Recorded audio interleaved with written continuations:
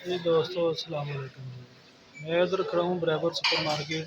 क्या आप देख रहे हैं सब दोस्त जो है ना अपनी अपनी वीडियो बना रहे हैं। ये आज जो ऑफिस की ओपनिंग थी, ये नईम साहब भी आए हमारे साथ। और ये बराबर सुपर मार्केट ये B4U कंपनी का एक प्रोजेक्ट है जो कि पूरे मुल्क के अंदर जो है ना ये लगाए जाएंगे। ये आप देख सकते हैं कि ये B4U कंपनी का प्रोजेक्ट है। ब्रेवो सुपर मार्केट बनी है, हर चीज़ दुनिया की इसके अंदर अवेलेबल की हुई है। ठीक है जी, तो आप देख सकते हैं ये हर चीज़ के अंदर अवेलेबल है। ठीक है जी, तमाम लीडर्स कंपनी के मालिक और तमाम जो है ना लीडरान जो इधर तशरीफ लाए हुए हैं। आप देख सकते हैं सब लोग जो है ना ये इधर देखने के लिए आए हुए हैं। आज इसकी ओपनिंग थी। ठीक है जी, ये देखिए।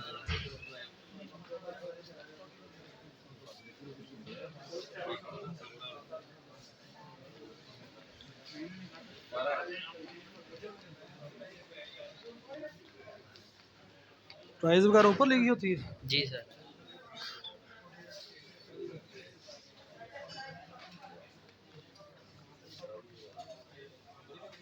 2999 3000 का सेट है। ठीक है जी, ये देखिए।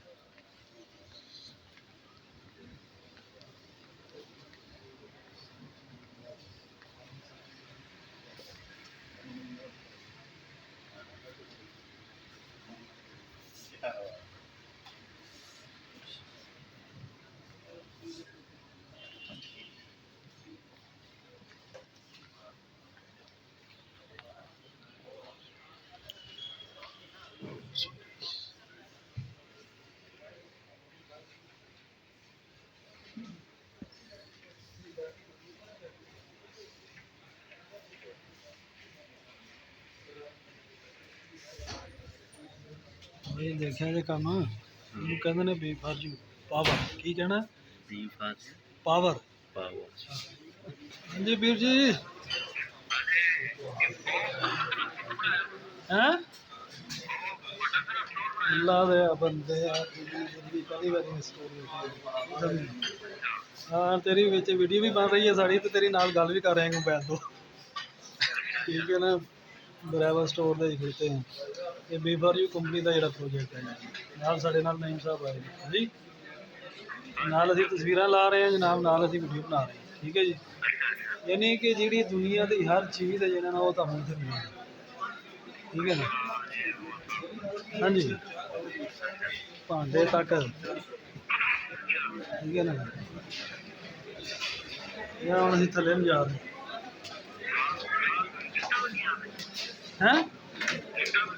हाँ जी, लिफ्ट भी लगी है। हाँ जी,